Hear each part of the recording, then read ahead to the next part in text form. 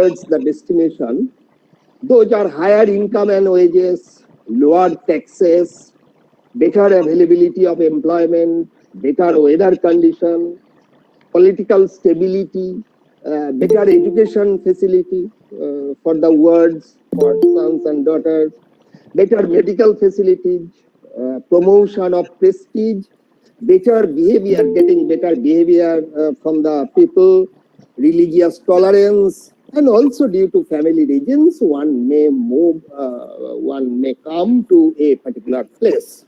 So these are the pull factors. Next, what are the regions of reverse migration? In case of reverse migration, that is when person is coming back to his or her place of origin, the regions are failing of gaining employment, fail to gain employment in the destination. That is, there is no scope of getting employment in the destination. That's why he is forced to coming back to his home. Second, he may lose the future fortune, or he may not be able to sustain his livelihood, or due to adverse shock. Due to adverse shock in the home, in the origin, his presence is necessary, and his physical presence is better than benefit of his physical presence is better than the benefit obtained from transferring remittances. So these are the factors due to which reverse migration takes place.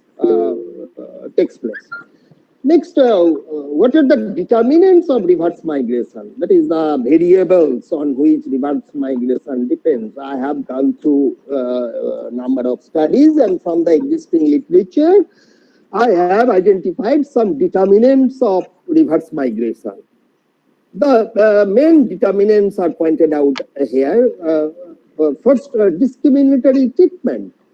Suppose being a person of Bihar, I have gone to Punjab, and in Punjab there is discrimination between Bihari and Punjabi. Then to avoid that discrimination, I may come back to my home. This is discriminatory treatment. Second, due to increasing cost of living in the destination, cost of living may increase, and that compels me to come back. Next, social identity. I may lose social identity in the destination, or there may be cultural conflict in the destination, or violence or crime against migration. In US, this is happening. Indians are facing this sort of violence or crime from the son of the soil. Or just to take care of my elderly parents at home, or due to death of parents, one may come to his own place, or to perform the marital responsibilities, and also to avail the new opportunities which are available in the native villages. For instance, employment is given in terms of MNREGA, Mahatma Gandhi National Rural Employment Guarantee Act, or some state-sponsored development initiatives have been taken, and to take the opportunity of that, one may come back, or transfer of money to Jan Dhan account to avail that opportunity, or to get subsidized food grain distribution. One may also come back to his own place, native place. So these are the determinants of reverse migration. So already I have explained what are the different terms associated with migration. Next, I have jotted down, I have identified some regions or factors behind migration and reverse migration. Next, I would like to switch over to other technical aspects of migration, that is the theories of migration. That is, what are the theories propounded time to time by different scholars, to explain the act of migration or reverse migration. Now, the theories can broadly be grouped under three broad headings. A number of theories are termed as neoclassical theories. That is, theories based on neoclassical economics, where emphasis is given on the individual. The next group of theories are known as new economics theories, where emphasis is given not on individual but on family or the community. That is, this is some sort of macroeconomic concept. And recently we get a number of theories on migration, and those theories are broadly known as behavioral economics theories. So all the theories on migration can be systematically presented before you under three broad headings. That is the neoclassical theories, new economic theories, and behavioral economic theories. In regard to neoclassical theories, I should start from the very beginning. Possibly, the first theory was derived from the concept of economic equilibrium, and this is termed as economic equilibrium theory of Smith and Ravenstein. And what is that theory? In that theory, it is mentioned that that is the main proposition of this theory is that due to wage differential, if people moves from one place to other, that is, he may move from one district to other district of the same state, or from one state to other state within the same country, or from one country to other country within the same globe. So this sort of migration takes place due to wage differential. The wage differential means wage remains high in the destination and that is low in the origin, and to take the opportunity of this wage differential, one may move from one place to other place, and this was propounded, established by a theory. That theory is known as that is economic equilibrium theory. So this economic equilibrium theory has been refined in terms of another theory. That theory is popularly known as endowment theory of international trade, propounded by Heckscher and Olin. And from that endowment theory, here also we get migration theory. And in that theory, it is established that due to difference in factor endowment, we get difference in factor price. That is, if in a particular region there is abundant labor, then wage rate will be low. And if in a place labor is very scarce, then wage rate will be high. Similarly, the scarcity of capital will increase the price of capital, and where capital is abundant, price will be cheaper. So due to factor change in factor abundance, there will be change in factor prices, and due to change in factor prices, factors means labor may move from one place to other place. And due to this sort of movement, ultimately we get convergence of factor price. And this was propounded by a theory known as migration theory of Heckscher and Olin. Next, we get the popular theory of Harris Todaro, and that theory is known as rural-urban migration theory. And what is the main aspect of this rural urban migration theory?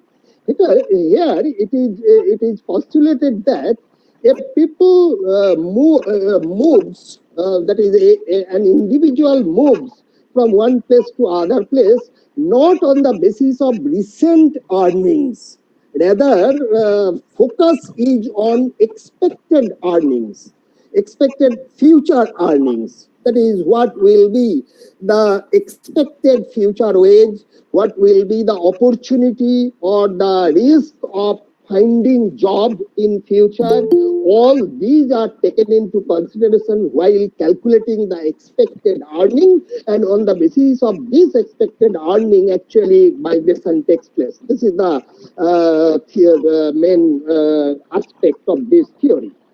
Another theory we get theory of Sajstad, and that theory is known as human capital theory.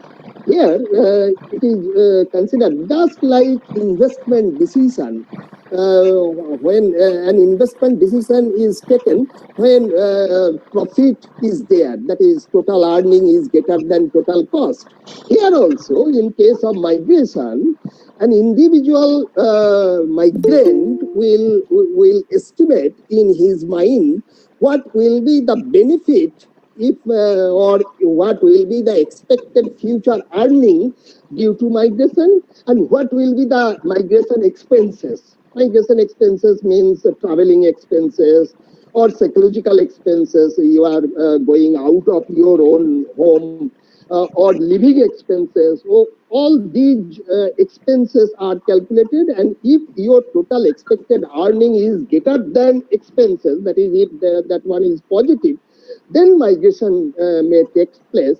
Migration may take place, and this is just like investment decision, and this was propounded by the theory, human capital theory.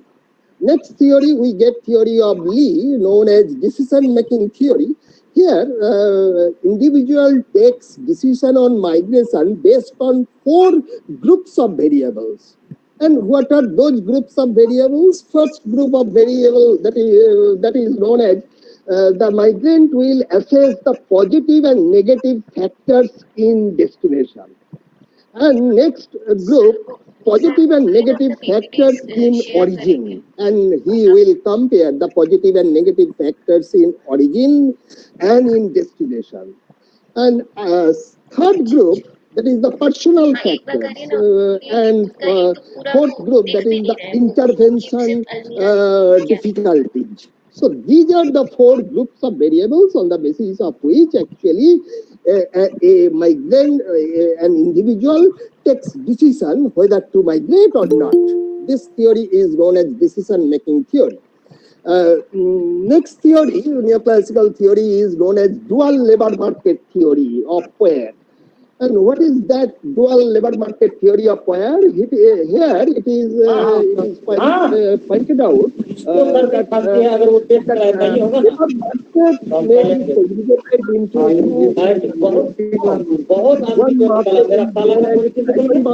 which one is very lucrative market, attractive market, and second one is known as secondary market, not economy. You know, primary market means primary sector means agriculture, secondary means industry. But Poyer doesn't consider the markets in economic form. He considers the markets as per attractiveness. The markets which are more attractive, those are known as primary markets, and the markets which are not so attractive, less attractive, those are known as secondary markets. Generally, the natives, the sons of soil, they are absorbed in primary market, and jobs in secondary market are open for the migrants, and migration takes place only for absorption in secondary market. So in this way, labor market is divided in dual forms, and that theory was given by Poyer. The last neoclassical theory, that is the self-selection theory. That is here, in self-selection, an individual himself select which country to migrate, or which state to migrate, or which region to migrate on the basis of income distribution. If income distribution is very high, that is very rich state or very rich country, then talented persons or valued persons, they prefer to migrate. But if the region is not so rich, that is, we consider middle income group, then low talented persons generally move. So self-selection depends on income distribution of the region. High income distribution attracts more talented persons, and less talented persons will be attracted to low income distribution or middle income distribution regions. So these are the broadly, these are the new classical theories of migration. And from these theories, it is evident that the main focus is on individual. But instead of individual, if we want to focus on community or the family as a whole, then we get another body of theories, and that body of theories is known as new economics migration theory. And the first new economic migration theory may be termed as family migration theory of Kubur-Shi. Here it is mentioned that instead of considering the net earning of an individual, we should consider the net earning or net return of the family. If the net return of the family is positive, then family will move from one place to other place. Some members of the family may prefer to stay in their home place due to risk sharing. That means if any risk arises in a destination, then that risk will be absorbed by the persons who are living in the home, in the native place. So this sort of theory is known as family migration theory of Kubur-Shi. Next new economics theory is of Runciman and Bhandari, and that theory is known as relative deprivation theory. In relative deprivation theory, here it is pointed out that incentive to migrate, that is, whether a person will migrate or not, that depends on some factors which are related to relative deprivation. That is, relatively, if the person is in poverty, or relatively, if the family faces social inequality, then that family or that community will like to move from one place to other place. So here, not absolute deprivation. I am not talking about the absolute poverty, but relative poverty. That means if the family faces poverty in relation to the neighbor, or social inequality, if there is, then migration may take place. That is known as relative deprivation theory. And, next theory is known as motivation decision theory. Those who are from management, they know that there is a well-known motivation theory of Maslow, which is known as need-based hierarchy theory of motivation. Here also, in migration literature also, that motivation theory is taken, is borrowed. And what is the main aspect, main concept of motivation theory? Here, a family or a person or a community moves from one place to other place if some needs are satisfied. Some needs means some basic need is economic needs. Second need is known as social needs. And after satisfaction of the social needs, the family will try to satisfy the esteem needs. That is, the family will try to be respected by others in the destination. And ultimately self-actualization, that is, psychologically the family will think that family is in a better situation compared to the situation faced at origin. So, if you go through these needs, you will see that there is very much similarity between Maslow's need theory and migration needs theory. That is economic needs.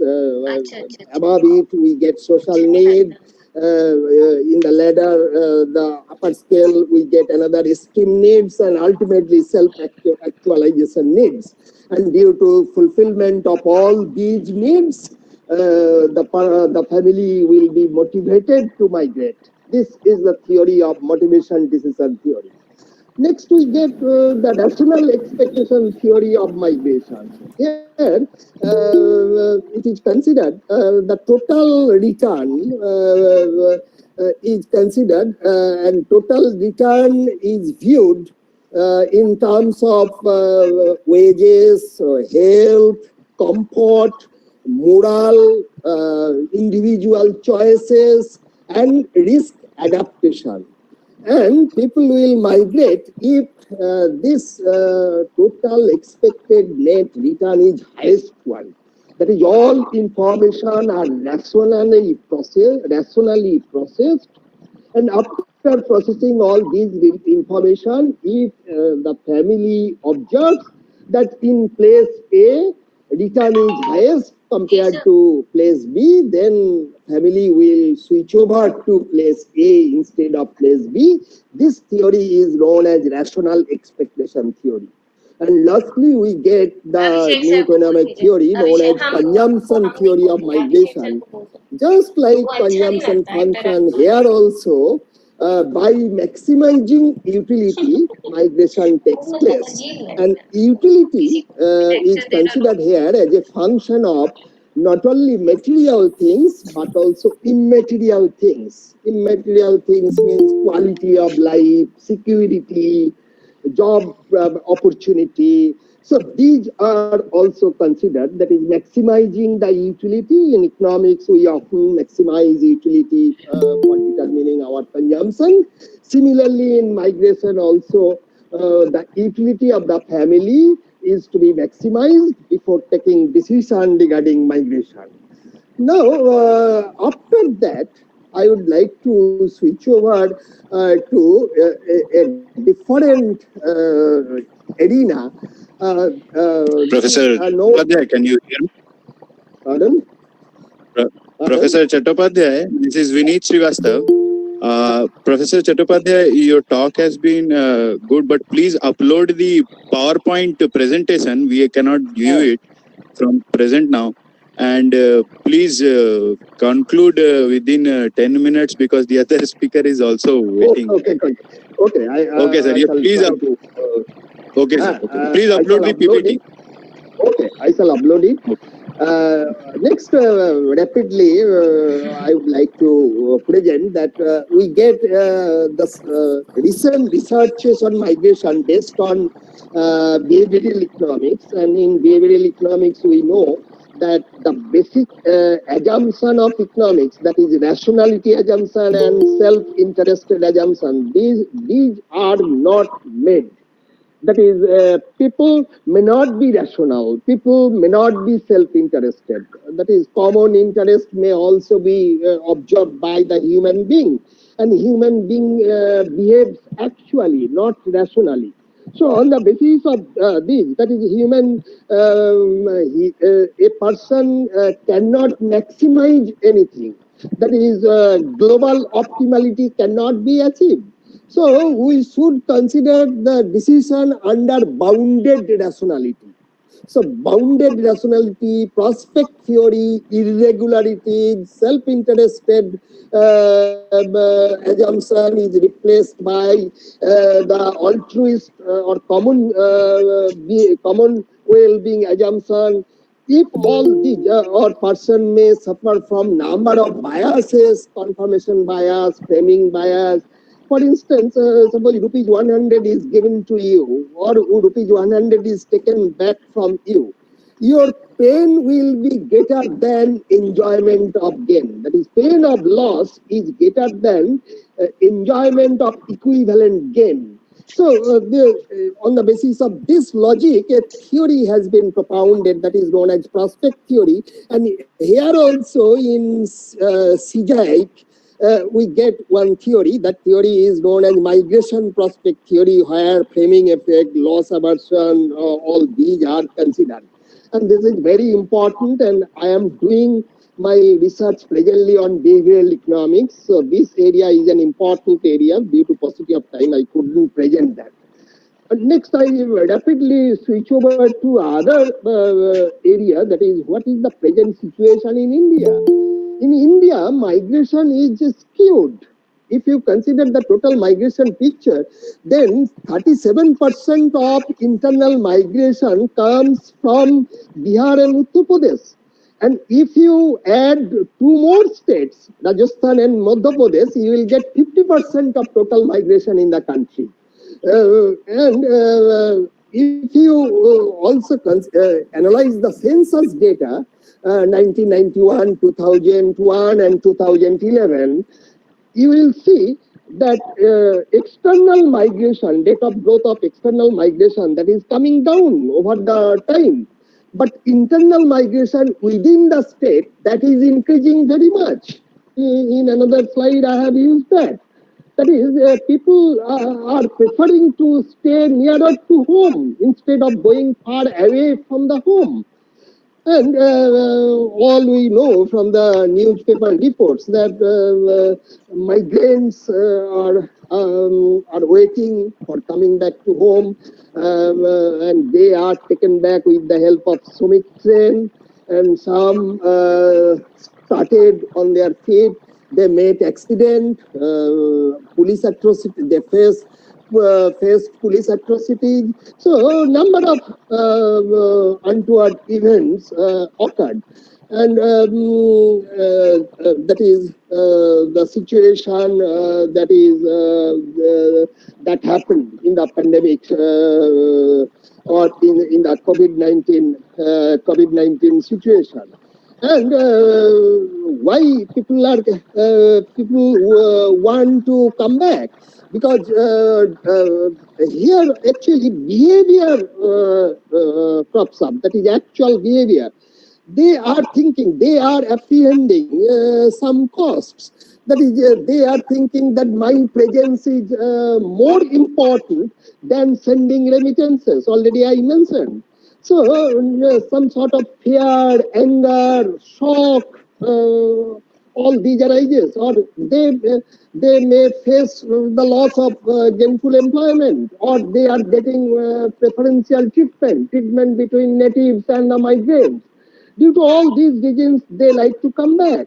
And in Bihar situation, number of districts faced a lot of trouble in absorbing the reverse migrants. Especially East and West Champaran district, Aria district, Muzaffarpur district, number of districts are there. And if we want to absorb those people, then we have to search out different avenues. But industrial base in Bihar is very weak. Only 8% of employment is generated from the industry in Bihar. 36% from the service sector, and rest from the agriculture. And further, if you consider, then you will see the elasticity of employment in agriculture is nearly zero or negative in Bihar. That is, there is no scope of further employment in agriculture in Bihar. So there is weak industrial base. There is no opportunity to absorb people in agriculture. So we have to search out new areas where these people can be absorbed, the reverse migrants. That is, industrial base is to be improved, or Mandega scheme is to be spread.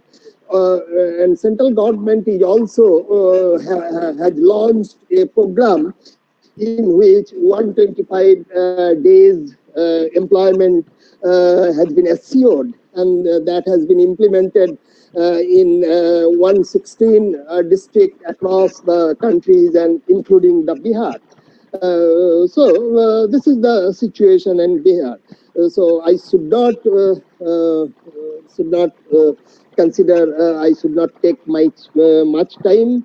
I should conclude here, and I shall upload the PPTs. I have jotted down number of things here, but due to paucity of time, I couldn't present every aspect. However, I must convey my sincere thanks to all the participants for giving me patient hearing. Thank you. Now the program is switched over to Vineet, the coordinator. Okay. Please. Okay. Thank you sir. Thank you, sir. बहुत- Principal sir, हम कह रहे हैं. Thank you sir. बहुत ही अच्छा आपका ये webinar का ये रहा स्पीच, और आपने जो थ्योरी बतलाया है उसके आधार पर वाकई बिहार को बहुत फायदा मिलेगा, और हमारी कोशिश होगी कि आपके इस थ्योरी को समराइज करते हुए हम यहाँ लोग ज़्यादा से ज़्यादा लोगों तक पहुँचाएं. आपने बहुत ही एग्जॉस्टिव तरीके से और अच्छे तरीके से अपनी बात को रख करके हम लोगों को बिल्कुल आप अपना ऋणी बना दिए हैं. इसके लिए हम पूरा कॉलेज परिवार आपके शुक्रगुजार है. और नाउ आई रिक्वेस्ट टू जी. Doctor. Sir, I will speak. Please allow me. Please allow me to speak. Okay. You allow. Okay. Sir, thank you, Professor Chattopadhyay, for that for such an informative talk. Many of the participants were requesting you to go on for longer period of time, but for the paucity of time and our other speaker was patiently waiting, I had to interject. I had to intervene. Sorry for that. Thank you for your very informative talk. And from the beginning of the seminar, I had to introduce you, but I could not. So I will quickly introduce both the speakers to all our listeners. Our first speaker, Dr. Arup Chattopadhyay, is a professor of economics of Department of Economics, University of Burdwan. He has been teaching UG and PG classes for more than 30 years. He is widely published. He basically works in the area of finance and international finance. He has published in top-tier journals. He has guided top-tier journals such as Sage, Elsevier, and others. He was dean at the University of Burdwan Faculty of Arts. His current research interest is on behavioral finance. Okay, this was Professor Chattopadhyay, and our next speaker is Professor Ram Babu Bhagat. Professor Bhagat is a professor at the Professor Bhagat is a professor and head at the Department of Migration and Urban Studies at International Institute of Population Sciences, Mumbai.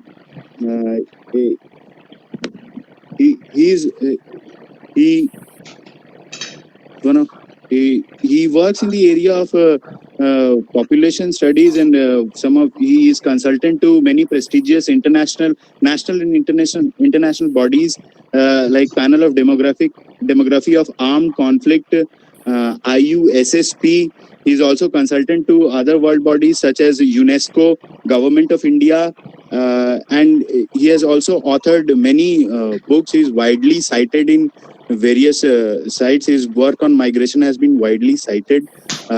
So without further ado, I'll request Professor Ram Babu Bhagat to please take over the session and please continue with his talk. Professor Bhagat. धन्यवाद. सर्वप्रथम तो मैं Kunwar Singh college, Lalit Narayan Mithila विश्वविद्यालय को धन्यवाद देना चाहता हूं कि आपने एक बड़ी महत्वपूर्ण विषय पर यह वेबिनार आयोजन किया है. और कॉलेज के प्रिंसिपल डॉक्टर मोहम्मद रहमतुल्लाह साहब और हमारे को पैनलिस्ट अरूप कुमार चट्टोपाध्याय जी ने बड़े विस्तार से माइग्रेशन के संबंध में बातें रखी, और विनीत कुमार श्रीवास्तव जी जो कि इस वेबिनार के आयोजक हैं, उनको भी मैं धन्यवाद देना चाहता हूं, और सभी पार्टिसिपेंट को धन्यवाद देना चाहता हूं और स्वागत है आपका. जो विषय है मुख्य रूप से वो है कि महामारी के संबंध में जो रिवर्स माइग्रेशन हो रहा है उसके संबंध में हम चर्चा करने के लिए उपस्थित हुए। ये जो रिवर्स माइग्रेशन, एकाएक माइग्रेशन का जो मुद्दा है, अचानक हमारे राजनीतिक और देश के पटल पर आया, जबकि माइग्रेशन एक एकेडमिक प्रोग्राम में पहले से ही पढ़ाता जाता रहा है। अर्थशास्त्र में पढ़ाया जाता रहा है, समाज शास्त्र में पढ़ाया जाता है, जनांकिकी विज्ञान में पढ़ाया जाता है, डेमोग्राफी में। लेकिन ये मुद्दा इतना देशव्यापी नहीं समझा जाता था, जबकि ये अपने आप में एक महत्वपूर्ण विषय था। कोविड के काल में हम देखते हैं कि ये मुद्दा एक सामने उभर के आया, और ये मुद्दा सामने उभर के आने के साथ साथ पार्टिसिपेंट फुल हो गए। हमारे अंदर ये बात को जगाने की कोशिश किया कि हमारे देश में किस तरह का विकास हो रहा है और इस विकास में नगरीकरण का क्या रोल है, क्या भागीदारी है। क्योंकि जितने भी लोग वापिस आए हैं बड़े शहरों से आए, किस तरह की नगरीय व्यवस्था हम बनाए हैं, क्या ये सस्टेनेबल है, क्या ये रेजिलिएंट है, क्या ये जो इक्विटी को बढ़ाता है, ये सारी बात। इसके साथ ये भी बात फिर से आई, जिसको कि हम बार बार इस बात को कहते रहे हैं कि किस तरह का ग्रामीण विकास होना चाहिए, रूरल डेवलपमेंट किस तरह का होना चाहिए। तो रूरल डेवलपमेंट को भी एक समझने का, एक नए सिरे से सोचने का एक अवसर मिला है। बहुत सारी प्रतिक्रियाएं आई है, बहुत सारे विचार आए हैं और आ रहे हैं। इसलिए इनका मंथन बहुत जरूरी है कि विकास की क्या प्रक्रिया है, क्या स्वरूप है, नगरीकरण का क्या महत्व है, किस तरह का उसका स्वरूप है, और नगरीकरण और ग्रामीण विकास किस तरह से जुड़े हुए हैं। माइग्रेशन सारी चीजों को जोड़ता है। नगरीकरण, बिना माइग्रेशन के नगरीकरण नहीं हुआ है, इतिहास इसका गवाह है। बड़े बड़े शहर, चाहे वो पश्चिमी देशों में हो चाहे हमारे देशों में है, माइग्रेशन की वजह से शहर का निर्माण हुआ। और इसका असर क्या गांव पे पड़ा, गांव के लोग माइग्रेट कर रहे हैं, क्या असर पड़ा और कौन लोगों को बेनिफिट हुआ और किन लोगों को बेनिफिट नहीं हुआ, ये सारी समस्या जो है कोविड के काल में माइग्रेशन और रिवर्स माइग्रेशन ने हमारे समक्ष प्रस्तुत किया। अब हम देखें कि क्या हुआ। जिस तरह से लोग शहर छोड़कर गांवों की तरफ आए, उनकी अगर तादाद देखें, एक बड़ी, अपने आप में बड़ी संख्या थी, एक चौंकाने वाली संख्या थी। सरकारी सूत्रों से बताया जा रहा है कि 1.2 करोड़ रेल और बसों से लोग अपने अपने ग्रामीण क्षेत्रों में गए, जिसमें से कम 30 लाख लोग जो है बिहार में गए हैं, 20 से 25 लाख लोग यूपी में गए हैं। 30 लाख लोग अपने आप में एक बड़े मायने रखता है। तो ये सरकारी सूत्रों के अनुसार ये 1.2 करोड़ लोग बसेस और रेल से गए, कुछ लोग और पैदल भी गए, साइकिल से भी गए। अगर इनकी संख्या भी जोड़े तो शायद बहुत बड़ी संख्या होगी, 3 करोड़ के आसपास हो सकती है। यह अनुमान है, क्योंकि आंकड़े तो अभी सरकारी तौर पे प्रस्तुत नहीं किया गया है। तो एक अनुमान के तौर पे 3 करोड़ लोग, ये 3 करोड़ लोगों का शहर छोड़ के गांव में जाना और बड़ी तादाद में बिहार में जाना, 30 लाख के करीब, और यूपी में जाना, ये अपने आप में एक बड़ा विषय है और इस पे मंथन विचार करना बहुत जरूरी है। इस तरह की बातें हम पार्टीशन के टाइम में देखते थे, जिस टाइम में डिस्प्लेसमेंट हुआ था, जब देश का बंटवारा 1947 में हुआ था, तो उस समय 1.5 करोड़, 1.5 करोड़ लोग एक प्रदेश से, एक राज्य, एक देश से दूसरे देश में गए थे, जो नए देश का निर्माण हुआ। उससे भी ज्यादा ये बड़ी समस्या है। अब ये जो हो रहा है और इसका क्या असर पड़ेगा, उसके पहले ये बात थोड़ा समझने की जरूरत है कि माइग्रेशन जो है उसका एक फॉर्म नहीं है। अभी प्रोफेसर चट्टोपाध्याय जी ने बताया कि माइग्रेशन की कितनी थियरीज है, उसी तरीके से माइग्रेशन का एक फॉर्म नहीं है। कम से कम हम इसको 3 फॉर्म में रख सकते हैं, 3 प्रकार के माइग्रेशन की हम बात कर सकते हैं। एक तो है कि मौसमी प्रवास होता है, सीजनल माइग्रेशन। सीजनल माइग्रेशन, एक सीजन में लोग जाते थे और फिर सीजन खत्म होने के बाद वापस आते थे। बिहार के अंदर ये परंपरा रही थी कि लोग नवंबर में काम करने के लिए जाते थे और अप्रैल में आते थे। ये सीजनल माइग्रेशन जो मौसमी प्रवास था वो 1980s तक बहुत प्रभावकारी था और ज्यादातर लोग बंगाल जाते थे। ये Bengal, Assam, rice cultivation, rice harvesting, ये सब था। मौसमी प्रवास के अलावा जो दूसरा प्रवास है वो है अस्थायी प्रवास, टेम्पररी माइग्रेशन। और ये टेम्पररी माइग्रेशन जो है 1990 के बाद से बड़े पैमाने में बिहार पे शुरू हुआ 1990 के बाद। तो ये अस्थायी या टेम्पररी माइग्रेशन क्या है?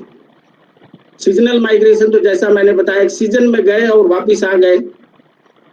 और इसमें जो अस्थायी टेम्पररी माइग्रेशन में है कि लोग जाते हैं, 6 महीना जाते हैं, 8 महीना जाते हैं, कोई साल भर भी जाता है, लेकिन वो आता रहता है। अपने गांव से संबंध को नहीं तोड़ा है, अपने परिवार से संबंध को नहीं तोड़ा। गांव में उनकी पत्नी रहती है, उनके बच्चे रहते हैं, माता पिता रहते हैं, अपने खुद काम जो है शहर में करते हैं। ये एक तरह का जो टेम्पररी माइग्रेशन है, एक अस्थायी माइग्रेशन है, ये बड़े पैमाने पे जो है बिहार में शुरू हुआ 1990 के दशक में। इसके अलावा एक माइग्रेशन जो हर वक्त होता रहा है वो परमानेंट माइग्रेशन है, जो कि लोग अपने स्थान छोड़कर शहरों में जाते हैं और बस जाते हैं। ये ज्यादातर एजुकेशन के लिए गए, अच्छी नौकरी के लिए गए, और ये ज्यादातर लोग जो है ना उच्च वर्ग से होते हैं, जो आर्थिक और सामाजिक रूप से संपन्न लोग होते हैं। उनको ही ये अस्थाई, जैसे कि आप भी माइग्रेंट होंगे, मैं भी माइग्रेंट हूँ, मैं बॉम्बे में काम करता हूँ, झारखंड में पैदा हुआ, तो ये इस तरह का जो माइग्रेशन है ये परमानेंट माइग्रेशन है। और इस तरह का माइग्रेशन एक जो सामाजिक आर्थिक रूप से संपन्न लोग हैं वो इस माइग्रेशन का फायदा उठाते हैं। तो माइग्रेशन का एक फॉर्म नहीं है। आज जब हम माइग्रेशन की बात करते हैं कि माइग्रेंट्स का प्रोटेक्शन होना चाहिए, किस माइग्रेंट की बात करते हैं? ये जो लोग हैं मौसमी प्रवास करते हैं, जो अस्थायी तौर पे माइग्रेशन करते हैं, टेम्पररी माइग्रेंट्स हैं, उनकी सुरक्षा की बात की जा रही है, उनके इनकम सिक्योरिटी, उनके सोशल सिक्योरिटी की बात की जा रही है। बहुत सारे मुद्दे इनसे जुड़े हुए हैं, समय का अभाव है। संक्षिप्त में ये कहना चाहूंगा कि ये एक बड़ी जो शहरों का निर्माण कर रहे हैं, ये माइग्रेंट नहीं है, सिटी मेकर है। आप देखिए सिटी में कंस्ट्रक्शन वर्कर है, कौन है कंस्ट्रक्शन वर्कर? शहर का निर्माण हर जगह चलता रहता है। हर शहर में आप जैसे ही घुसेंगे आप देखेंगे फ्लाईओवर बन रहा है, बिल्डिंग्स बन रही है, हॉस्पिटल्स बन रहा है, स्कूल्स बन रहे हैं, कॉलेज बन रहे हैं, सब निर्माण। नगरीकरण मीन्स का मतलब है कि निर्माण कार्य होना। निर्माण कार्य में मजदूर कहाँ के लगते? बाहर के मजदूर लगते। कंस्ट्रक्शन एक बहुत बड़ा सेक्टर है।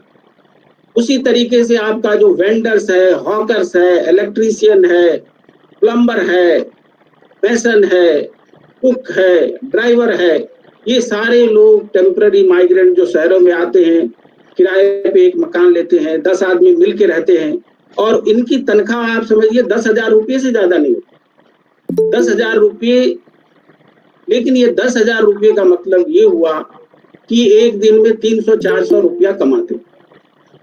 मनरेगा में 202 रुपये का अभी ऐलान हुआ है, तो इतने ही 300-400 रुपये कमाते हैं। कोई इलेक्ट्रीशियन है, मेसन है तो थोड़ा ज्यादा कमाता होगा, 700-800 रुपया पर दिन कमाता है। लेकिन ये 10-12 हजार, फिर क्या होता है, ये अपनी पत्नियां भी लाते हैं तो वो भी किसी के घर में जाके डोमेस्टिक सर्वेंट का काम करती। लेकिन बहुत सारे लोग अपने परिवार को नहीं ला पाते, लेकिन उसी 10,000 रुपये में ये खाते भी हैं, किराया भी देते हैं और 2-4 हजार 5,000 रुपये बचा लेते हैं।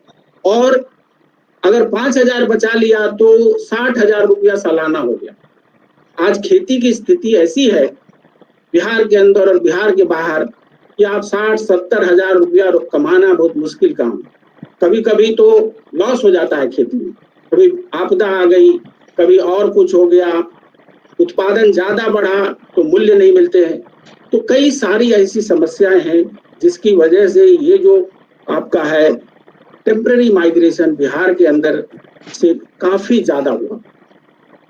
तो ये कभी कभी लोग कहते हैं ये हुआ तो ये अच्छा नहीं है। शायद इस बात को हमको स्वीकारना चाहिए कि इसको अच्छे और बुरे में ना डालें। ये एक तरह का रेस्पॉन्स है, एक इकोनॉमिक रेस्पॉन्स है, एक अपॉर्चुनिटी है, और इस अपॉर्चुनिटी को पलायन का शब्द न दिया जाए। ये इस तरह का माइग्रेशन फोर्स्ड माइग्रेशन नहीं है, लोग स्वेच्छा से आते। माइग्रेशन में ये भी दो, वॉलंटरी माइग्रेशन और फोर्स्ड माइग्रेशन को हम कभी कभी मिक्स कर देते।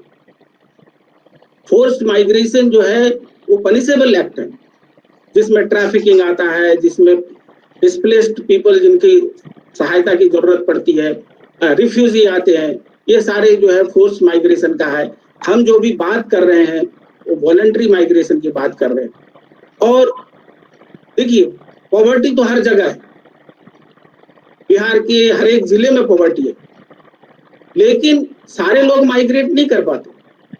अभी एक अनुमान के हिसाब से करीब 1 करोड़ लोग बिहार से बाहर काम करते हैं और रहते 1 करोड़ के आसपास। 1 करोड़ का क्या मतलब हुआ? 10%, 10% पीपल ऑफ बिहार। ये कोई बड़ा नंबर नहीं है, लेकिन परसेंटेज में बड़ा नंबर नहीं है, लेकिन अपने आप में 1 करोड़ जो है वो काफी बड़ा नंबर। इस 1 करोड़ में जो 30 लाख लोग हैं, ये अनुमानित है, क्योंकि एक और देश के अंदर हो रहा है कि आंकड़े नहीं है माइग्रेशन के। NSSO national sample survey data देता है एम्प्लॉयमेंट अनएम्प्लॉयमेंट का, और वो जो लास्ट टाइम में जो डेटा दिया उसने माइग्रेशन का, वो 2007-2008 में दिया। इसके बाद कोई डेटा नहीं है। उस आंकड़े को हम अगर प्रोजेक्ट करते हैं तो कम से कम 30 लाख लोग बिहार से जो टेम्पररी माइग्रेशन की कैटेगरी में आएंगे, जो शहरों में जाके काम करते हैं कुछ महीने और फिर उनका परिवार गांव में और आते जाते रहते। लेकिन इससे बड़ा तादाद जो है परमानेंट माइग्रेशन का है, जो कि दूसरे शहरों में कोई स्कूल टीचर लगा हुआ है, कोई हॉस्पिटल में काम करता है, इवन IAS ऑफिसर है, ये बड़ी तादाद में है। ये करीब 70 लाख के आसपास हैं, जो अपने आप में एक बड़ी संख्या है। तो 70 लाख और 30 लाख, कम से कम 1 करोड़ लोग बिहार के बाहर हैं और ये काम करते हैं, रहते हैं। इसको बिहार की पूंजी समझनी चाहिए, पलायन का शब्द ना दिया जाए। ये बिहार का एक सोशल कैपिटल है, और ये सोशल कैपिटल का हम कैसे सदुपयोग करेंगे, ये पैंडेमिक ने हमारे समक्ष ये प्रस्तुत किया है। जो इसमें सारे वर्गों के लोग हैं, उनका माइग्रेशन का केवल फॉर्म बदलता है। जैसे ऊंची जाति के लोग हैं वो परमानेंट सेमी परमानेंट में होंगे, हैं।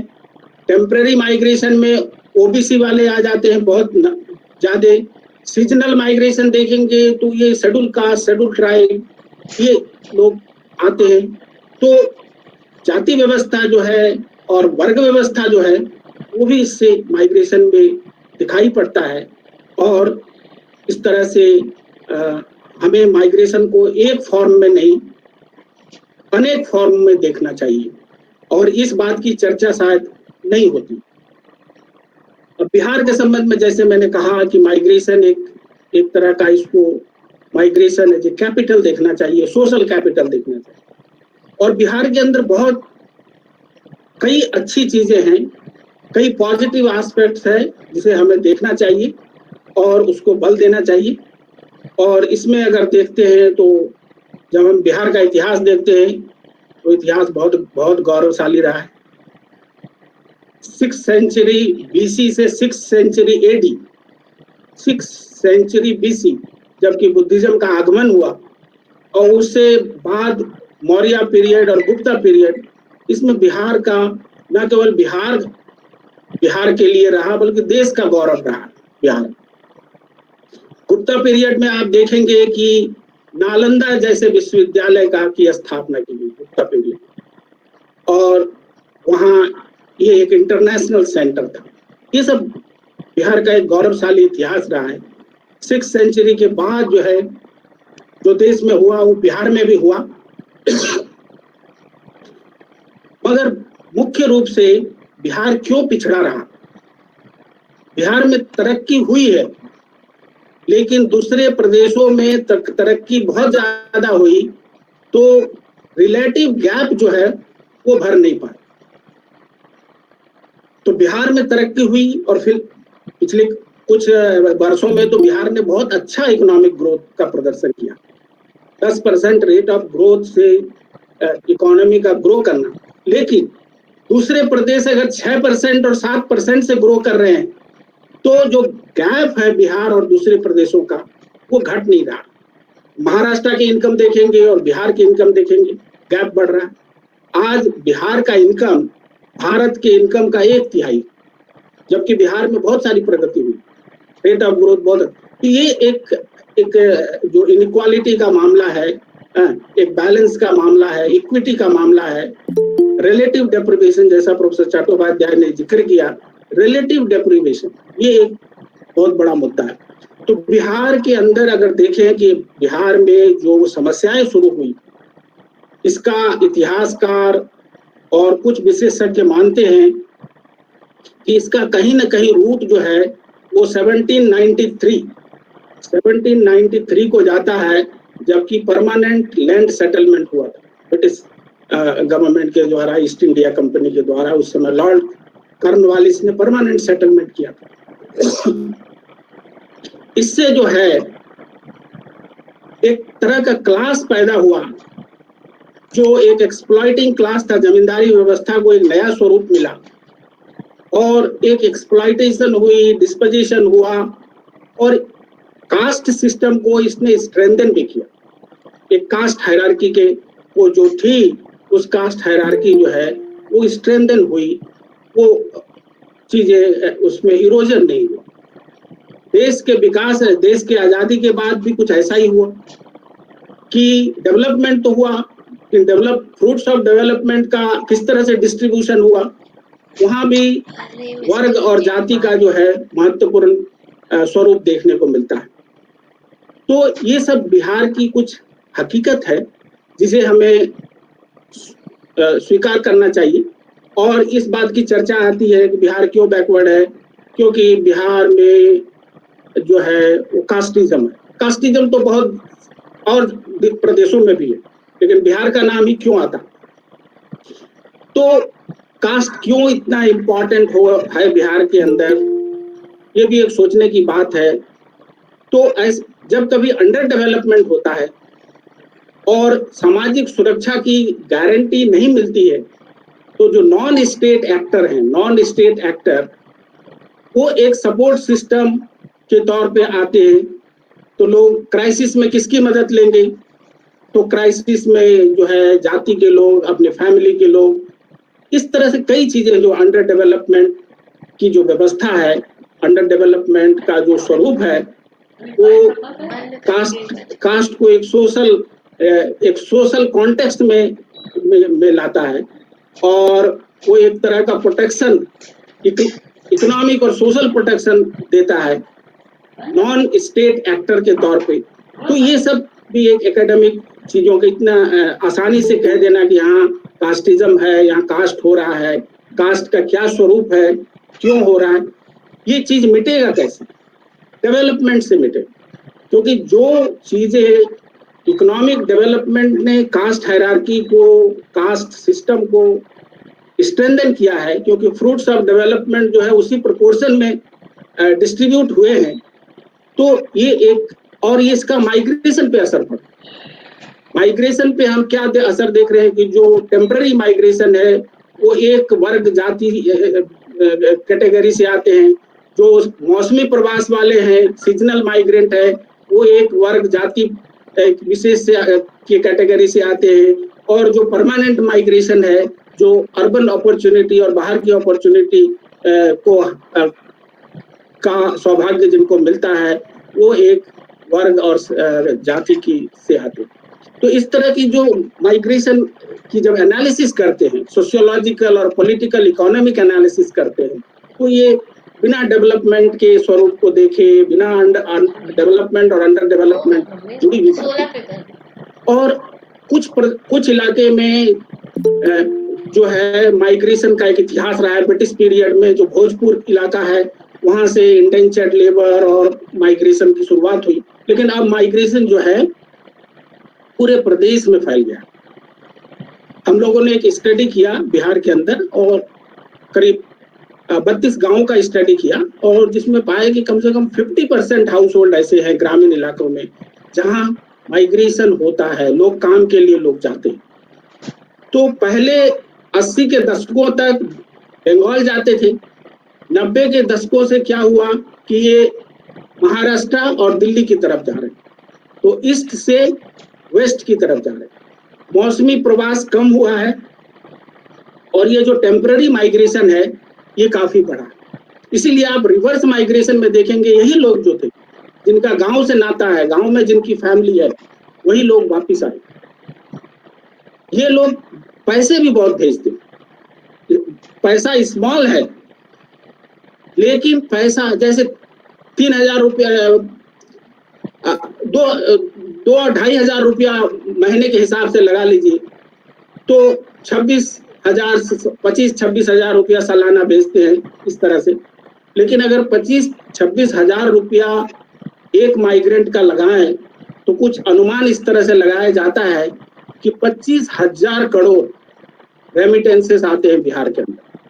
ये अंडर एस्टिमेट है, इससे भी ज्यादा होगा, क्योंकि जब हम हाउस होल्ड में पूछते हैं तो शायद पूरी बात नहीं बताते हैं लोग। 25,000 करोड़ ये कम से कम 7% ऑफ स्टेट डोमेस्टिक प्रोडक्ट है। ग्रॉस स्टेट डोमेस्टिक प्रोडक्ट जो है 7% ऑफ बिहार का है। तो ये एक बड़ी अमाउंट जो है वो यहाँ की इकोनॉमी में जाती है। तो ये इसलिए इसको एक समस्या के तौर पे नहीं, एक अपॉर्चुनिटी के तौर पे देखना चाहिए। और ये अपॉर्चुनिटी के साथ साथ हमें ये भी देखना चाहिए क्यों हो रहा है। बिहार का अगर हम डेमोग्राफिक प्रोफाइल देखें तो हम कहते हैं बिहार एक यंग स्टेट है जहां डेमोग्राफिक डिविडेंड की अपार संभावनाएं हैं। सो डेमोग्राफिक डिविडेंड को अगर रियलाइज करना है, अगर उसकी हार्वेस्टिंग करनी है डेमोग्राफिक डिविडेंड की, बिना माइग्रेशन के, माइग्रेशन एक उसका एवेन्यू रहेगा ही, क्योंकि जो लोग जहां पैदा हुए सारी नौकरियां वहां नहीं मिलने वाली। और जब एजुकेशन बढ़ता है, एस्पिरेशन बढ़ता है, तो उस हिसाब से लोगों का एक्सपेक्टेशन होता है सैलरी के, वेजेस का, सैलरी का। तो डेमोग्राफिक डिविडेंड एक बिहार का एक स्ट्रेंथ है। माइग्रेशन बिहार की एक अपॉर्चुनिटी है। और बिहार के अंदर और भी कुछ बातें अच्छी है डेमोग्राफिक फ्रंट में जो सबको जानना चाहिए कि बिहार के अंदर, जबकि ये देश से इसका 1/3 कम इनकम है, 1/3 इनकम है, डेंसिटी ऑफ पॉपुलेशन 3 टाइम्स ज्यादा है। इंडिया के अंदर डेंसिटी ऑफ पॉपुलेशन 382 करीब 400 के करीब है प्रति वर्ग स्क्वायर किलोमीटर। बिहार के अंदर 1100 लोग रहते हैं प्रति वर्ग स्क्वायर किलोमीटर। ये 2011 के आंकड़े। लेकिन अगर आप देखेंगे कि मृत्यु दर बिहार के अंदर मृत्यु दर इंडिया से कम है। और इन्फेंट मोर्टालिटी, शिशु मृत्यु दर बिहार और इंडिया का बराबर है 32-32। ये चीज बताता है कि यहाँ कुछ है, कुछ अच्छी चीजें हैं यहाँ की फूड हैबिट में, यहाँ की पानी में, यहाँ के लोगों में। तो ये चीज जो है स्ट्रेंथ के तौर पे है, डेमोग्राफिक डिविडेंड स्ट्रेंथ है, बिहार की हिस्ट्री स्ट्रेंथ है, यहाँ के लोगों में जो पॉलिटिकल कॉन्शियसनेस है और एक समतावाद का जो विचार है वो एक स्ट्रेंथ है। तो ये सारी चीजें स्ट्रेंथ को देखना चाहिए और कोविड के टाइम में रिवर्स माइग्रेशन ने इन सारी बातों को सामने लाया। हम इसको अलग करके नहीं देख सकते। समाज और देश के अंदर क्या हो रहा है उसको अलग करके माइग्रेशन को नहीं देखा जा सकता। पर लेकिन बहुत सारे चैलेंजेस भी हैं बिहार के अंदर। एक चैलेंज तो प्रोफेसर चट्टोपाध्याय जी ने कहा कि कैसे जॉब का निर्माण कैसे करें। नॉन एग्रीकल्चरल सेक्टर बहुत स्मॉल है, ज्यादा से ज्यादा लोग जो है वो कृषि पर आधारित है। कैसे करें, इसका क्या प्रोग्राम्स हैं?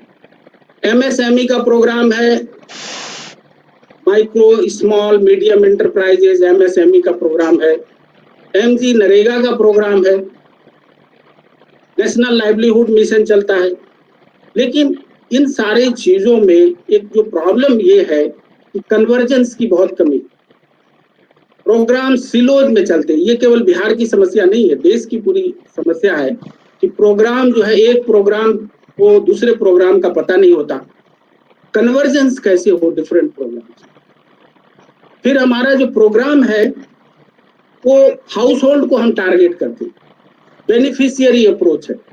बेनिफिशियरी अप्रोच में जो जगह है, स्थान है, क्षेत्र है, वो छूट जाता है। इसके लिए सरकार के अंदर व्यवस्था है, लेकिन उन व्यवस्थाओं को देखने की जरूरत। प्रोग्राम्स है, जैसे मैं एक प्रोग्राम का जिक्र करूं, ये प्रोग्राम है national rurban mission. National rurban mission जो गांव और शहर दोनों को जोड़ता है। कभी कभी हम कहते हैं कि जी गांव का विकास हो, शहर को हम छोड़ दें। कभी हम कहते हैं नहीं स्मार्ट सिटी हो, स्मार्ट सिटी का प्रोग्राम हो तो गांव छूट जाता है।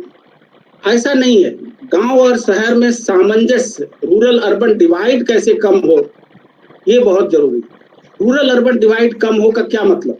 इसका मतलब ये है कि नगरीकरण तो हो, लेकिन नगर जो है, नगर की सुविधाएं गांव तक पहुंचे, जिसको हमारे पूर्व राष्ट्रपति अब्दुल कलाम साहब ने कहा था, पूरा providing urban amenities to the rural area. वो साइंस के आदमी थे, लेकिन इकोनॉमिक्स और प्लानिंग की बात उन्होंने की। और ये पूरा का कॉन्सेप्ट जिससे रर्बन मिशन जुड़ा हुआ है, ये अगर रर्बन मिशन बना, रर्बन मिशन का जो आइडिया है कि आप केवल एक हाउस होल्ड को टारगेट ना करें, केवल एक गांव को गोद ना लें, बल्कि एक ग्रुप ऑफ विलेज, एक क्लस्टर ऑफ विलेज को डेवलप करें। और ये क्लस्टर ऑफ विलेज जो है एक अर्बन सेंटर के चारों तरफ हो, तो ये रूरल अर्बन कॉम्प्लेक्स बनाए। रूरल अर्बन कॉम्प्लेक्स जब बनेगा तो आप एग्रो प्रोसेसिंग इंडस्ट्री वहां एस्टैब्लिश कर सकते हैं।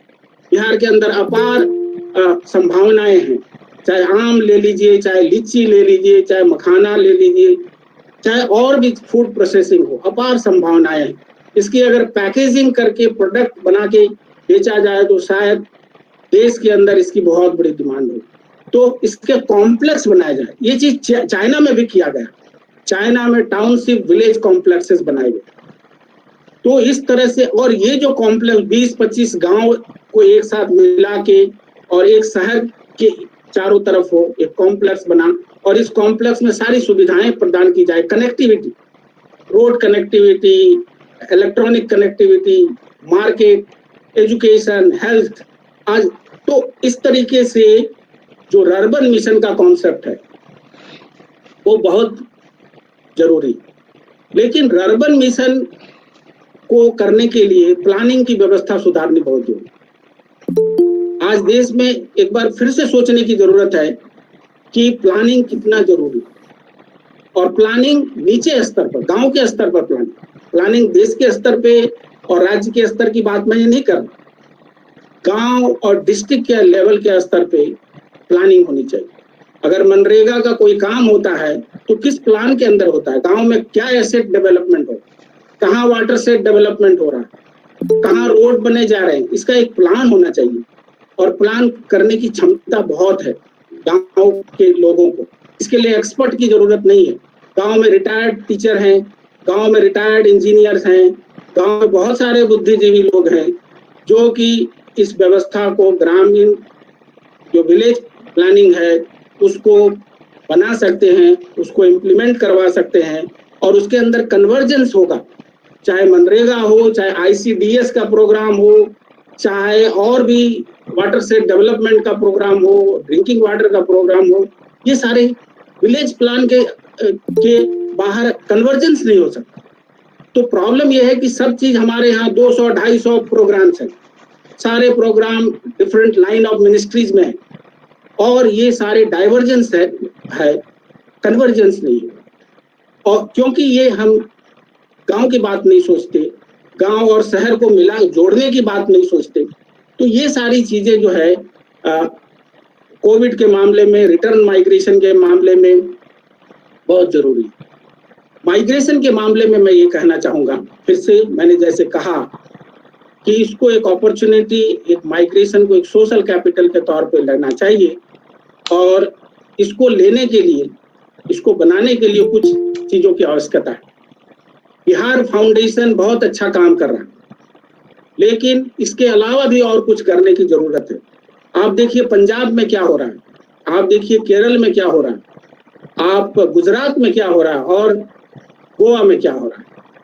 इन राज्यों के अंदर non resident, for example non resident Keralite affairs का मिनिस्ट्री है, नॉन रेजिडेंट पंजाबी अफेयर्स का एक मिनिस्ट्री है जिसको एक सेक्रेटरी देखते हैं और एक मिनिस्टर देखता है।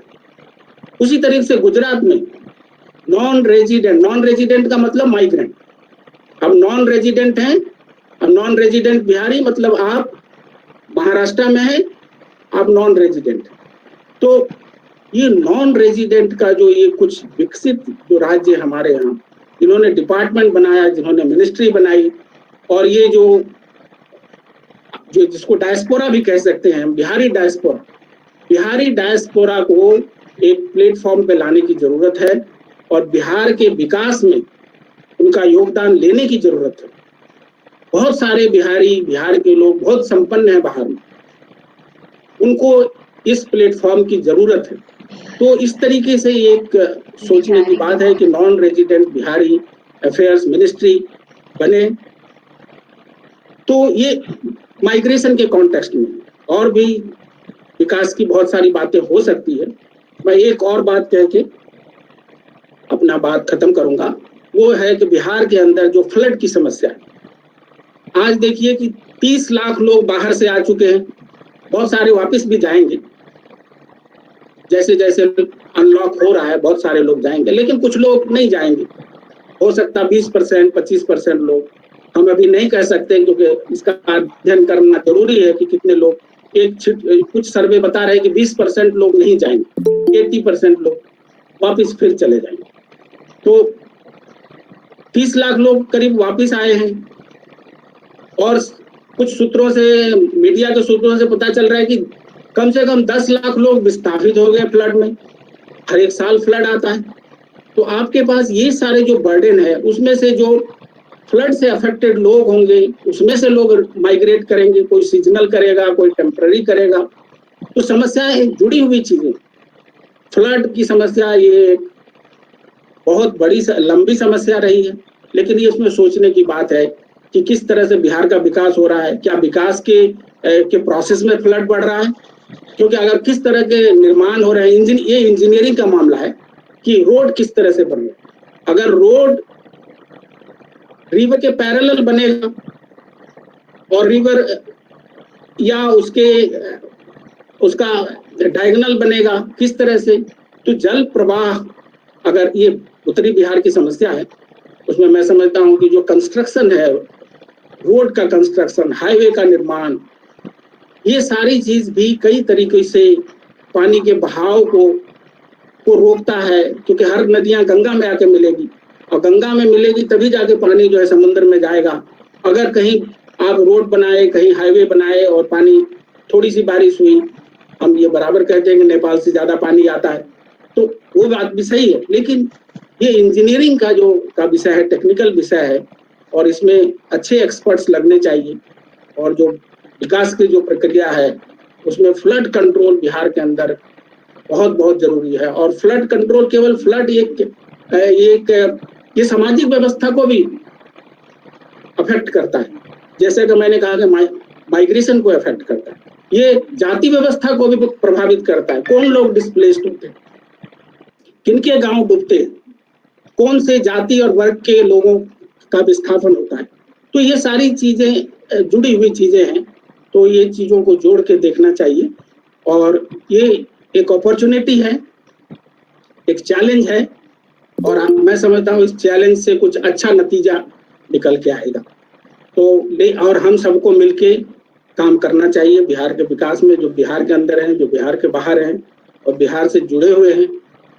वो इसलिए जब मुझे पता चला, विनीत ने जब मुझे फोन किया कि विनीत मुझे नहीं जानता, मैं विनीत को नहीं जानता, कि बिहार में कुछ बोलना है, तो मैं बिल्कुल ही सहर्ष स्वीकार करता हूँ, क्योंकि मैंने पढ़ाई लिखाई सब बिहार में की। मैंने TNB कॉलेज भागलपुर से ग्रेजुएशन किया, फिर मैंने JNU में जाके मास्टर डिग्री किया और फिर अभी प्रोफेसर हूँ। तो मेरा ये जो एक जुड़ाव है वो खींच के लाता है कि हमें कुछ करना है, कुछ अपनी बात रखनी है, कुछ लोगों तक पहुंचना है। तो इसी भावना के साथ मैं अपनी बात को खत्म करूंगा और आप सभी को मैं धन्यवाद देना चाहता हूं कि आपने मेरी बात को ध्यान से सुना। तो बहुत बहुत धन्यवाद। धन्यवाद सर, धन्यवाद प्रोफेसर भगत। ऑडियंस और पार्टिसिपेंट से कुछ प्रश्न आए हैं, जो मैं दोनों स्पीकर्स के लिए प्रश्न आए हैं। और पहले मैं, चूंकि प्रोफेसर भगत अभी लाइन पे हैं, तो मैंने प्रोफेसर भगत के लिए कुछ क्वेश्चंस डायरेक्ट करता हूं। पहला क्वेश्चन, 2 क्वेश्चन फरहात नाज की तरफ से है। हर question is my question is to professor Bhagat, how the agricultural sector is going to be affected by the sudden reverse migration? And the second question, follow-up question is, are we going to experience more class discrimination because of the pandemic, particularly in rural areas? Yes, that is 2 questions. तो ये है कि जो agriculture पे dependence है वो तो बढ़ेगा। अभी स्टडीज भी आ रही हैं कि करीब 50 लाख लोग जो है वो 5 मिलियन लोग खेती में जुड़ गए। अब खेती में जुड़ जाने से खेती की पैदावार बढ़ जाएगी क्या? पहले से ही खेती के अंदर डिसगाइज्ड अनएम्प्लॉयमेंट है। डिसगाइज्ड अनएम्प्लॉयमेंट का मतलब वो ये होता है कि आपके भाई काम कर रहे हैं और आप भी लग गए, खेती की पैदावार तो उतनी रही, तो लेकिन आप कहेंगे नहीं मैं खेती कर रहा हूं। तो पहले से डिसगाइज्ड अनएम्प्लॉयमेंट है, सरप्लस है, लो प्रोडक्टिविटी है, और कुछ लोग जो है वो फिर खेती में जुड़ेंगे, तो खेती से क्या होगा? वो तो इसलिए प्रेशर खेती के अंदर पड़ा है, ये बात। और दूसरी बात है कि जो पैंडेमिक आता है वो निचले तबके के लोगों को ज्यादा प्रभावित करता है। इसमें वर्ग जो है बहुत महत्वपूर्ण स्थान, और वर्ग और जाति चूंकि जुड़ी हुई चीजें हैं, वर्ग व्यवस्था और जाति व्यवस्था में बहुत कुछ समानता है, तो जो नीचे के लोग हैं वो ज्यादा प्रभावित होंगे। जैसे मैं उदाहरण दूं कि 1918 और 19 में महामारी आई थी जिसको इन्फ्लुएंजा पैंडेमिक कहते हैं। अब ये इन्फ्लुएंजा पैंडेमिक 1918 में बंबई से शुरू हुआ और बिहार तक पहुंचा, और पूरे देश में 1 करोड़ 20 लाख लोग मर गए। 12 मिलियन लोग जो है मरे। बिहार के अंदर 20 लाख लोग मर गए। तो आप देखिए कि जो प्रदेश पिछड़ा हुआ है, जो प्रदेश पीछे है, वहां ज्यादा, उसके अंदर जो लोग नीचे तबके हैं उनको स्वास्थ्य सुविधा की मुहैया और भी चीजें, बहुत सारी चीजें हैं। तो पैंडेमिक जो है वो एक तरह का ऐसा है कि वो निचले तबके को प्रभावित करता है, और जो संपन्न लोग हैं शायद वो बचने में समर्थ होंगे। तो ये मेरा उत्तर है। धन्यवाद, धन्यवाद प्रोफेसर भगत। अब मैं कुछ क्वेश्चंस तो प्रोफेसर चट्टोपाध्याय के तरफ डायरेक्टेड हैं। Professor Chattopadhyay, can you here us? Yeah, So I am here. two questions that are directed to you, Professor Chattopadhyay, is first is from Jaikumar Jha. He is a faculty at our college. His question is, I think Indian academic world is divided between left orientation and the right one. Why not we should profess and practice Gandhian ideology, where solution to every problem lies, be it corona pandemic prevention, we can find in the Gandhian scheme of Swachhata. Similarly, issue of reverse migration can easily be addressed while following Gandhian village economics. Hence, cannot we be able to set aside left-right divide and move with Gandhian ideology? This was the first question. The second question directed to you is by Arijit Malakar. He says, Should I answer my first question, Vinit? Okay, yes, sir. Please go ahead. Question one by one. भगत साहब, Professor Jha rightly. भगत साहब मैं एक question पूछना चाह रहा हूँ। Hello भगत साहब। जी नमस्कार। एक जी नमस्कार सर, एक सेकंड स्पीकर जी hello. Yes, I will moderate it. नमस्कार अशोक कुमार जी प्लीज वेट करें। एक स्पीकर उत्तर दे रहे हैं, आपका प्रश्न स्पीकर के उत्तर के बाद लिया जाएगा, ठीक है? कृपया वेट करें। Professor Jha, you rightly mentioned that if we follow the Gandhian philosophy, then this pandemic situation can be tackled. So to speak, what is the Gandhian philosophy? Simple living, high thinking, and self-sufficient village society. So if villages become self-sufficient, then nobody will migrate from village to other village. And if we want to absorb villagers within the village, then certainly we have to forego one thing. This present situation, presently we are suffering from consumerism, that is influenced by advertisement, big corporations. Our purchasing pattern is changing day by day. You may think that we are economically going to be better off. But if we forego that, if we want to live in a very simple way, that is, our living standard becomes low, then self-centered, self-sufficient village society will be sufficient. So you have the choice whether you will choose isolated, self-sufficient village society. Then you should not go for consumerism, Western culture, Western style of living. And if you want to get that, then you have to forego the Gandhian philosophy. Regarding the first question, my response is that this is an age-old debate. This debate is not confined within the countrymen. Debate between left, right, and presently we get another concept, centrist. Leftist, rightist, centrist. This is an age-old concept. And if you truly practice Gandhian philosophy, that is also left-oriented philosophy. That is also Gandhian socialism. That is, some people will share excess to the poor. In that way, everyone will be satisfied. Now, question is whether voluntary share will be there or compulsory share will be there. Ask yourself whether you would like to share your excess amount to the countrymen, or government will impose tax on you for getting your excess, which can be distributed to the individuals. And always human being suffers from scarcity. This is the basic concept of economics. If you have 1 crore money, yet still you may think that you have the scarcity, you need much.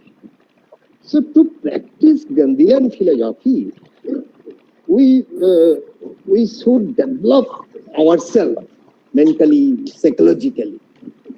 And our behavior should not be like the Western man, but Oriental man, that is just like monks, saga.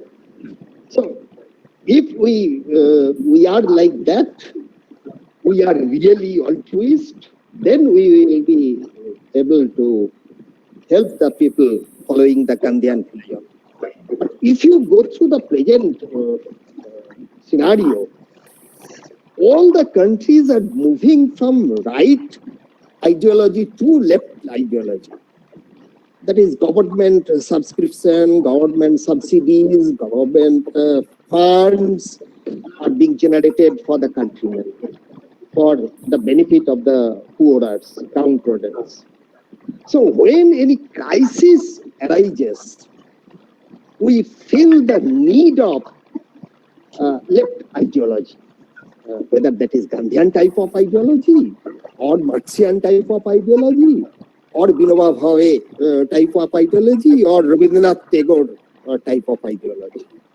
That is, in the present pandemic situation also, big corporations are earning huge profit, and income distribution is going to be worsen and worsen day by day in pandemic situation. So to come out of this, we need a policy by which the common man will be benefited. That may be any ideology. And ideology depends on the ground reality. Next question, Vinit. Okay. Thank you. The next question to you is, sir, by Arijit Malakar. He asks, do you think relative deprivation factor will play an important role to make this disequilibrium situation normal again?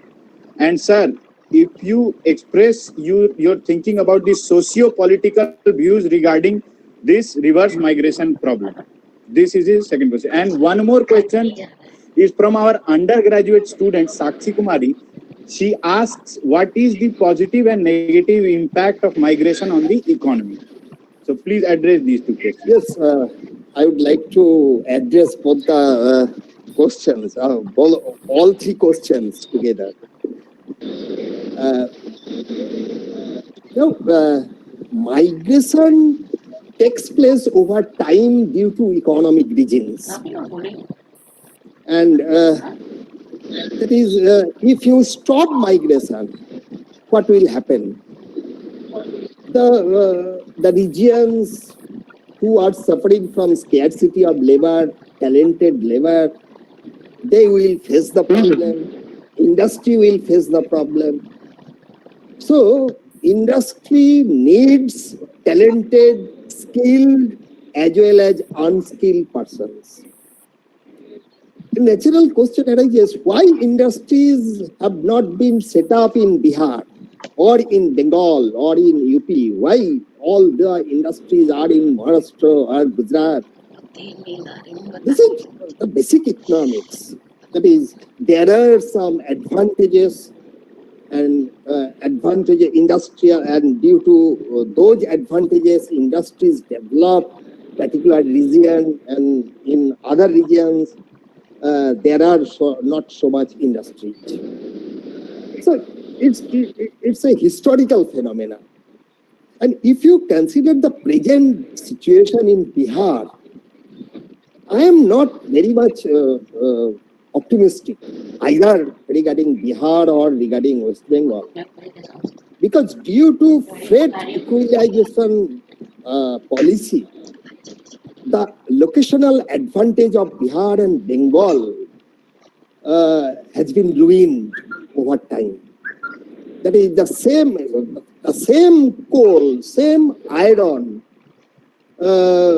can be purchased at same price either in Jhuria or in Dhanbad or in Ahmedabad. So if locational advantage could be used and government policy was framed in that way, then some industries certainly would set up in these areas. And yes, if you consider the demographic situation, Bihar is the youngest economy. There is no doubt. But as per CMI report, Center for Monitoring Indian Economy report, 40% of youth in Bihar are unemployed, do not have any job. If you consider the labor force, 32.1% laborers are casual laborers in Bihar. 1/3 population nearly live below poverty line. 40% of the youth, as I mentioned, no job. And if you consider just April 2000, unemployment rose to 46.6% when national average was 20%. So already the situation is very serious in Bihar. And due to reverse migration, due to COVID situation, people are coming back to the Bihar.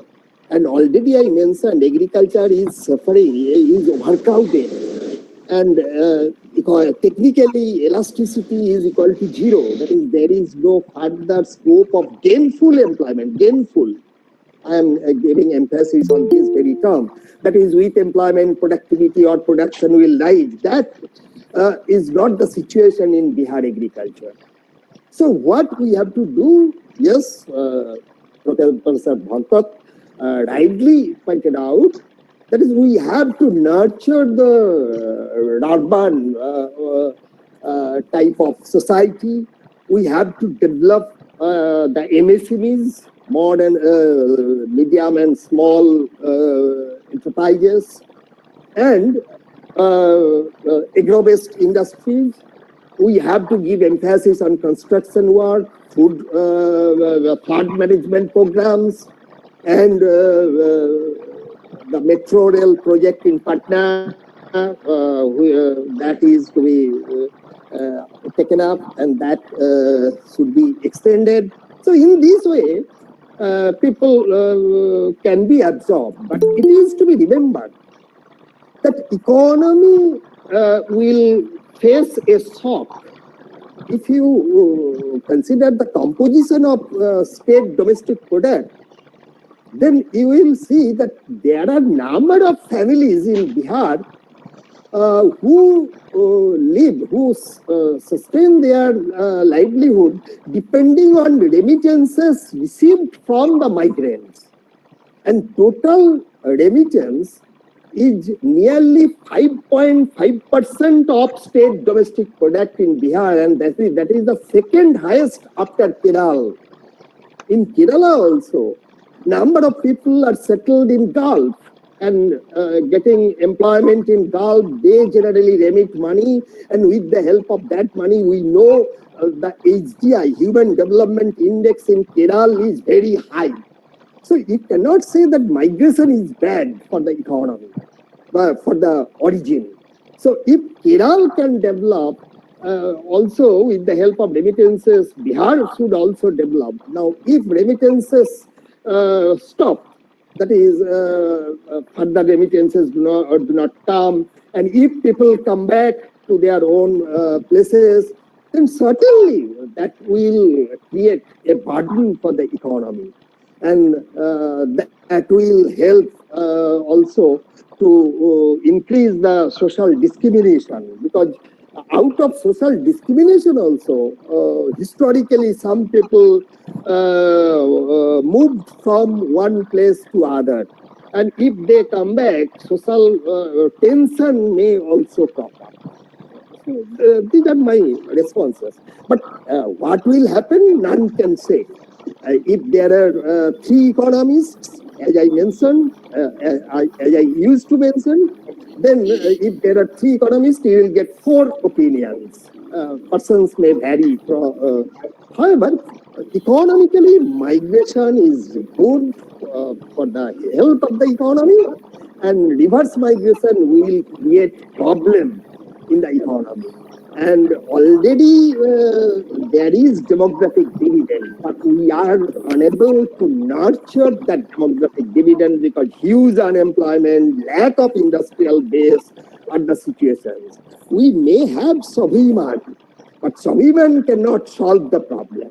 So that will create the problem, and we have to frame the policy to tackle the situation. And we can follow the recommendations given by JPAL, Jamil Poverty Action Lab, in which nearly 400 economists are working and identifying the problems, ground problems. Some policies are recommended time to time by the economists, and one should follow those recommendations to really develop the economy to tackle this problem. Over to Binit. Okay. Thank you, Professor Chattopadhyay. That was very informative and thought-provoking. I'll request a question from Ashok Kumar Singh. He wanted to ask a question to Professor Bhagat. Ashok Kumar Singh, sir. साहब का मैं स्वागत करता हूँ. Please direct your question. भगत साहब का मैं स्वागत करता हूँ. भगत साहब का मैं स्वागत अशोक कुमार करता हूँ. जी, क्या आप मेरी आवाज सुन सक रहे हैं? हाँ, आई एम स्पीकिंग. हेलो, भगत साहब का मैं स्वागत करता हूँ मिथिला की धरती से. हाँ, अशोक कुमार जी अपना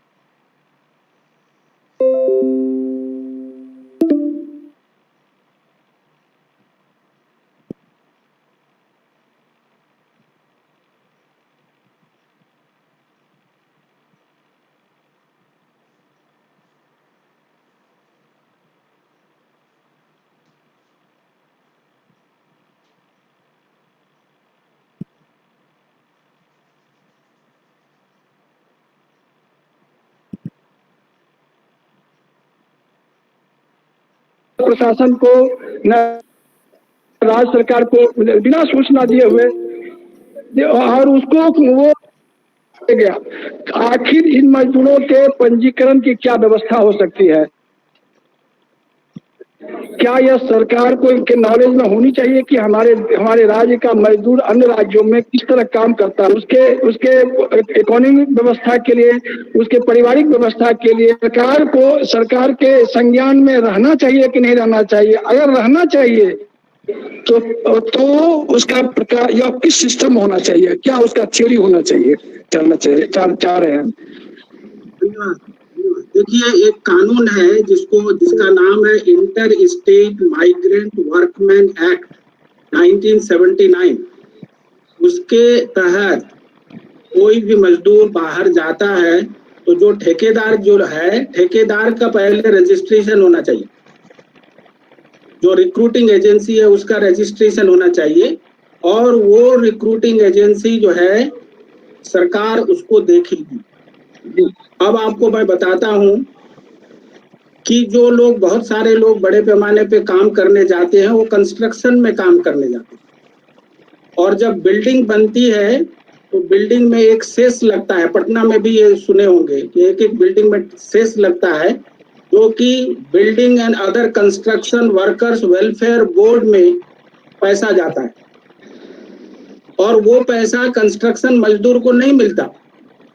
ये पूरे देश का हाल है। तो वो जो एक्ट है, inter state workman migrant act जो है, वो लागू नहीं हो रहा है। सरकार को चाहिए लागू करने के लिए। पहले तो है कि जो ले जा रहा है उसका रजिस्ट्रेशन, मजदूर का रजिस्ट्रेशन होगा तो मजदूर को फायदा होगा, क्योंकि सारे प्रोग्राम्स जो है वो रजिस्ट्रेशन पे डिपेंड करता है। तो ये बात मैं बिल्कुल आपसे सहमत हूँ, सरकारी व्यवस्था को ध्यान देना चाहिए, और जो कानून है मौजूद उस कानून को लागू करें, और अगर जरूरत पड़े तो नई कानून भी बनाएं। लेकिन एक बात ध्यान में रखना चाहिए कि अगर कोई स्वेच्छा से जाता है तो उसके ऊपर पाबंदी नहीं लगनी चाहिए, क्योंकि माइग्रेशन जो है वो मौलिक अधिकार के अंदर आता है। संविधान के अनुच्छेद 19 में लिखा गया है कि right to move is a fundamental right of Indian citizen. तो अगर स्वैच्छिक रूप से कोई जाना चाहता है तो उसके ऊपर सरकार की कोई पाबंदी नहीं होनी चाहिए। लेकिन मजदूरी के लिए जाता है तो सरकार उसका पंजीकरण करवाए, और जो ले जाता है, जो ठेकेदार है, कॉन्ट्रैक्टर है, उसका भी होना चाहिए, एम्प्लॉयर का भी होना चाहिए कि हाँ कौन एम्प्लॉयर है, और सारी बेनिफिट जो है, सोशल सिक्योरिटी बेनिफिट, सामाजिक सुरक्षा, पेंशन और भत्ता, सब चीज मिलनी चाहिए। धन्यवाद। कानून का बहुत बड़े पैमाने पर उल्लंघन हुआ। धन्यवाद सर।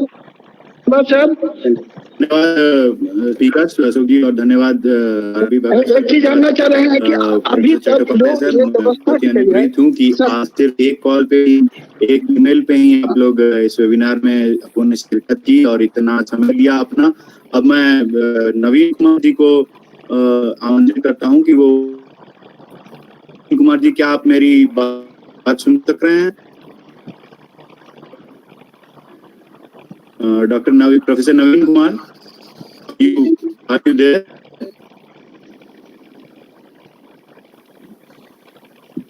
प्रोफेसर नवीन कुमार? नवीन जी नहीं है। नवीन कुमार, नवीन जी नहीं जो हुए। मैं आग्रह करता हूँ कि कृपया आप प्रिंसिपल मोहम्मद रहमतुल्लाह सर। बहुत बहुत धन्यवाद सर का, और जितने तरीके से doctor Anup Kumar Chattopadhyay, professor department of economics, Bardhaman university ने अपनी बातों को रखा और सवाल का जितने सरल तरीके से जवाब दिया, इससे वाकई बिहार के लोगों को फायदा पहुंचेगा। और मैं शुक्रगुजार हूँ डॉक्टर राम बाबू भगत जी का, जो प्रोफेसर हेड है department of migration and human study, international institute of population science, Mumbai, Maharashtra के, कि आपने बिहार में तालीम हासिल किया, इसीलिए बिहार के बारे में आपने बहुत ही विस्तृत तरीके से जानकारी दी। खाना, आम, लीची और डिफरेंट टाइप्स के ब्लड प्रॉब्लम को आपने आसानी से समझाया, और माइग्रेशन के टाइप को जिस तरह से आपने बताया, इन तमाम बातों से सभी लोगों को, जितने भी प्रतिभागी इसमें भाग लिए हुए हैं, सभी को निश्चित रूप से फायदा पहुंचेगा। इस प्रोग्राम को सफल बनाने के लिए हमारे विनीत जी ने और प्राची मारवा ने जितनी मेहनत की है, उनके इस मेहनत के लिए मैं भी उन्हें मुबारकबाद पेश करता हूँ। धन्यवाद।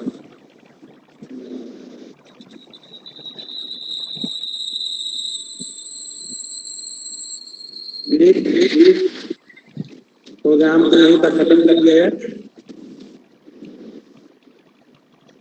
विनीत श्रीवास्तव, हेलो। हाँ, प्रोग्राम को यहीं पर आप खत्म किया जाता है।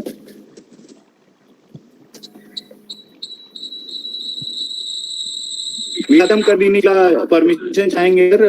मे we please end this webinar now? हाँ, नाउ इनको वेबिनार सभी लोगों का पुनः एक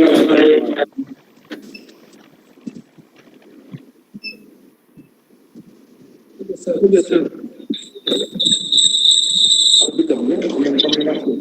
बहुत बहुत धन्यवाद। Hello, can you here?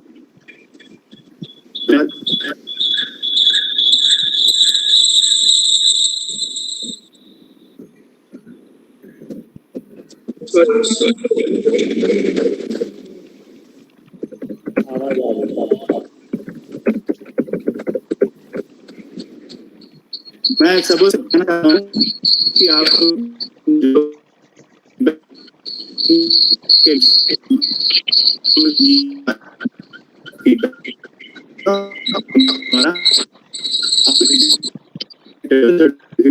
Download करने के लिए यहाँ पर शिरकत करने के लिए वेबिनार में बहुत पार्टिसिपेंट स्पीकर्स का, और धन्यवाद देना चाहूँगा प्रोफेसर डॉक्टर मोहम्मद रहमतुल्लाह का। ये धन्यवाद डॉक्टर